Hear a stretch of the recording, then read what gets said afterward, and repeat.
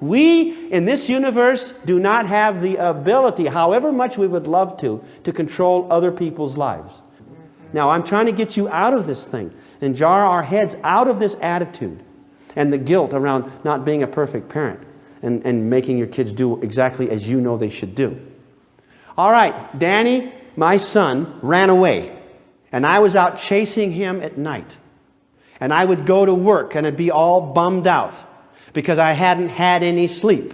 And then he'd come home. I'd find him and I'd bring him home, and he would sleep like till 3 to 9 the next morning or something, 3 in the morning to 9. Then he'd get up and have a shower and run away again after he'd eaten and loaded up with goodies. And I'd be at work, staggering around trying to do something, and I would come home. One time, this actually happened. I came home and I said, "Hi, Danny." And I went upstairs, and he had run away by the time I came back downstairs just to change the clothes from work. And this was a nightmare of the first order. I would find him stoned out behind the movies. I would find him in drainage ditches. I would find him in cars. He would break into homes. He totaled the car. He would go to jail. I mean, this kid was a real project. And everything I did didn't work. And I was going nuts. I can see how people actually have a nervous breakdown. I can see how a man, after not just 1 or 2 nights, but after weeks and months of this, even years of this kind of thing, you just get worn out. And the other kids are saying, "When do we get any attention? When do we get some stuff from mom and dad?" My whole life was an obsession, thinking about this boy and how to keep him from killing himself. Judges, probation, everything in the world you can imagine. So now Danny, through largely my tracing and running around and investigating, I found out that he had broken the law in this place and this place and this place. And every time they'd break the law, there's a whole bunch of cities down there in Southern California. And whenever he'd break the law in city A, they didn't communicate with city B, C, D, and E, where he'd already broken the law. And they would let him go. And he'd be arrested and let go, arrested and let go, arrested and let go, arrested and let go. And it went on and on and on. And finally we started getting onto this. And he got arrested for something pretty big, and he was being held in jail. And I was running around trying to get all these different towns to send their stuff so the district attorney would have a real case. Do you understand? I was trying to get control here. And so we were in the court. And the court is in session. And we wait for a few days until our turn comes up. Spent a lot of time in court and jail. The first time I went to jail, I was humiliated. I went up to I'm here to see Daniel, get Daniel, my son, blah, blah, and they got it. After a while, it was just, "Hi, John. Hi, Harry. How you doing? Oh, Jones is here. Go get Danny." I mean, this is not a pleasant thing. And now here we are. We're in court again. And the DA and all that. Now they've got a big stack of stuff on Danny. How many places he's broken into and defrauded the bank, been taking $200 a day out of somebody's, what do they call that, ATMs? He got the lady's purse and she had her number written on it, for her card. He was just pulling money out every day. Hey, greatest thing since sliced bread, right? Why go to work? Dad goes to work. That's stupid. I can just go to the bank and get $200 a day. Now he was in chains with his buddies. Literally, his feet and hands were in chains, hooked in with all these other criminals. And day after day, finally our turn comes up. And they say, "Is Mr. Jones in the courtroom?" And I stood up. "Yes, Your Honor, I'm here." Well, they said, "Is the parents of Daniel Jones in the courtroom?" I said, "Yes." And I stood up.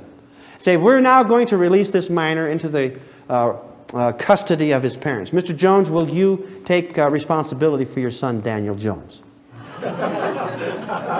And I stood there and I heard myself talk. And I said, "No, Your Honor." And the courtroom went absolutely deathly silent, as this rotten, hateful parent was going to allow their little sweetheart son to be hauled off to jail. "No, Your Honor." "Why is that?" "Well, Your Honor, if I take the boy home, he will not do what I say. And before the sun goes down today, this boy will be on the street and he will be doing drugs. And he'll be breaking into people's houses. He'll be committing felonies, and I can't control him. He will not listen to us." The judge says, "Mr. Jones, if you do not take your son home today, we'll remand him over to the bailiff, and they will take your son to jail, and he will stay in jail until 90 days hence when his court case comes up." And I just grinned. "Now, will you take responsibility for your son?" "I cannot, Your Honor." And they hauled Danny off. And Danny hated me for that. And I would go visit him. And he would abuse me like a fool. I went to every single thing, every minute I could spend with him to show him that I loved him and we weren't the bad, horrible people that he thought we were. And I was standing on my head, to try to prove that I was good, trying to overcome my guilt. And he was yelling and screaming one day, and I decided I'm not coming back anymore. And I didn't. My wife didn't agree with that. I said, I'm not going back and be abused by this guy. He hates me. And so one day when I decided that, I was about 5 minutes to go, and he was yelling at me, and he was telling me how stupid I was. And I looked at my watch and I says, Danny, I may be real stupid, but in 5 minutes, I'm leaving, and they're keeping you. Why don't you think about that? And I left, and I didn't show up for a while. Hurt my wife's feelings. But why should I submit myself to that abuse? Go there and have him holler at me and tell me how stupid I was, and blah, blah, blah, and rah, rah, rah. So hostile and so angry. So now the court was this.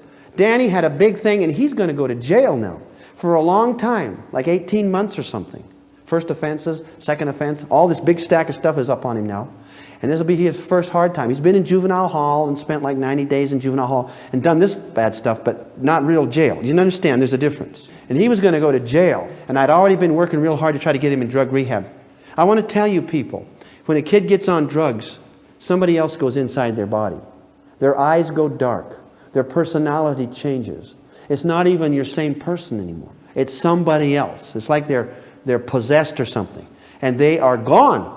And it is miserable. And they hate you. And so there we were. Danny, you have a choice here. We understand that the such and such drug rehab place will take you. It's a full residency program. If you decide to go to drug rehab, we will suspend your sentence. And on a day-by-day thing, you can go to drug rehabs. But if you run away, in 1 month or 2 months or 3 months, you will come back to jail and you will serve your time. Do you understand that, Dan Jones? Yes, I do. Do you want to go to drug rehab? Yeah, I want to go to drug rehab. So we took him to drug rehab. And that kid conned everybody. I'm serious. They thought that he was the greatest kid that ever came through their program. He went up through their ranks. He knew what to tell them. They thought he was wonderful. And I warned them, he's conning you. But they didn't believe it. They figured Mom and Dad were absolutely nuts because of the stories he was telling them. And I could tell by the questions they asked us and how the counselors looked at us that what he must be telling them. And then finally, when the time's up, he ran away and went back on the street, was doing drugs, got into hardcore criminal thing. It was making drugs, okay? Acid and stuff. But what I want to tell you here is Danny was sitting in this circle, and we were in family therapy in this drug rehab place. We'd been in there a couple months probably. And Danny was out of his chair trying to impress everybody, trying to make everybody believe how bad his parents were. And he's yelling at us. And the counselor's here, and I'm here, and Lily's here, and Danny's out of his chair doing his act. Leave me alone. Let me have my own life. I am entitled to my own life. And finally it ended up like this. Don't you get it? Leave me alone. It's my life. If I want to do drugs or I want to kill myself, I can do anything I want. Leave me alone. Stop trying to control me. Was he right? Was I trying to control him? Yep. Absolutely. At that point in my progress, I would have taken away his freedom. I would have made sure I made every decision for this kid to make sure that he survived teenage time. And I said, I'm not controlling your life. I said, I haven't brought you here. It isn't my decisions that have got you here, and I'm not controlling your life. He said, well, you would if you could. And he was absolutely right. He hit the nail right on the head. Yes, you're right. In fact, I told him, Danny, just let us make the decisions. Just have faith in us and do what we say, and we will survive this time. No. See, he didn't want to get along with anybody. He didn't want to be happy with anybody. He wanted to fight. He wanted to be mad for whatever reason it was. And I could not accept that. I felt that if I prayed hard enough, or if I came up with some miracle, it was my responsibility as a parent to get inside this kid's head and change him. I couldn't do it. We have human limitations, all right? And I can't do that. The universe isn't set up so I can do that. All right, so here's what happened. Danny says, let me live my life. And I stood up and I said, Danny, you can live your life. From this day forward, I give you your life. And I stood up and I kind of was gesturing. And I took the burden off of my shoulders like this. And I said, Danny, from this day forward, this is your life. You take your life. You run with it. You're responsible for it. And I'm throwing you out in the deep sea with the sharks and the barracuda, and they're going to kill you. And as I look back on it now, I realized that I was processing his death. That I was anticipating he was going to die. And I told him, you're going to die. They're going to kill you. You think you're so smart. You are your worst enemy, and you're going to end up dead like some of your friends. He says, let me alone. Let me live my own life. I said, you got it. You do what you want. You can live your own life. And he says, I can live my own life. I can do what I want. I said, you have been. Now, there was this girl that he had been going with. Okay? This was a girl that had very poor morals. And I didn't want my son around her. Later on, she got pregnant. But Danny was in jail. So jail isn't always that bad. Right? He was in jail. But later on, that's after his association with her. But I was fearful for this. And I saw this. Dad sensed this. We can pick up on that. We know when a gal's on the prowl, don't we?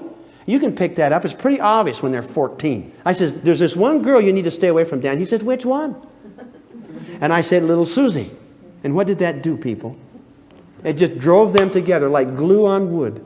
And they would walk up and down in front of our house, holding hands. And this went on for months. I think it was like 2 years. And I would run from window to window in my house, and I would watch them. And they would walk back, and I would just, oh, no, no. Do you get it? I was a little puppet on a string. Punch the button. Watch Daddy jump. Punch the button. Watch Daddy worry. Watch Daddy stay up all night. Every day we had this insane battle. I was trying to protect my son from killing himself, and he was trying to destroy himself. Who won the battle every day? Who won? He won the battle every single day of his life. And I didn't have enough sense to realize what was going on. I want you to understand that I was blinded. I was blinded by my emotion, by my guilt that told me that I was being a failure as a father. I wasn't doing good. That I should be able to reach this boy if I really loved him. And it was me that was on trial, not him. And all the doubts. And I thought of every time I'd been unkind. Every time I wouldn't let him do what he wanted to do or something. You understand? Miss Disneyland. Big deal. Now I'm going to destroy a kid's life? Baloney. So we have all this guilt and go back through it. I did this and I didn't do that and I didn't do that. Boy, you just torture yourself. And anyway, there's this girl he's been going with. And he says, I can live my own life? I said, yes. And he said, if you'll let me live my own life, will you give me permission to marry Susie? You mean the Susie, the streetwalker Susie? Yeah. Yes. Did he just kill me? Boom. Shot me right through the brains. Is that a good retort? Do you think that's a powerful answer? He's saying, I'll call you, old man, and raise you 10. You'll let me live my life? Give me permission now to marry Susie. And I was in the spirit. I said, you want to marry Susie? God bless you, my children. You deserve each other. Yes, marry Susie. I will give you permission this instant. Marry her. You lucky boy. And my wife went, ah! Oh, so I could hear her squeak over here. She says, Dad, you're kidding. I says, no, marry her. Just live far, far away from us. No, you go on. Be happy. What had they been talking about all this time? If just their wicked old stinky lousy parents would let them marry, they could be happy. Is that true? Teenage love? Pardon me. And he said, will you let me marry? And I said, marry her. Go forth and be happy, my son. Yes, marry her. And he went like this. He rubbed the temples and he says, he really thought about it. Marry her? What had been going on for 2 years? Torturing Papa. Marry her? Marry her? And he just went like this. No, Dad, I don't even like her. She's a fruitcake. And I almost fell right out of my chair. What had the issue been all this time? Control. Control.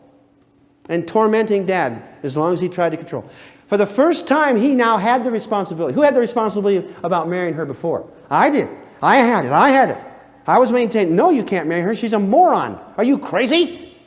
And now I say, go ahead and marry her. Now who's got the responsibility for the decision? And when he had the responsibility, he started thinking straight. Marry her? You're crazy. She's an idiot. And all this was a power struggle. Now I want to tell you something that's very true. Whenever you get locked in a power struggle, the issue of school or church or friends or music or eating all gets obscured. If there's an issue about school, the kid doesn't think anything about education and school. He's myoptically entrapped, okay, in this control issue.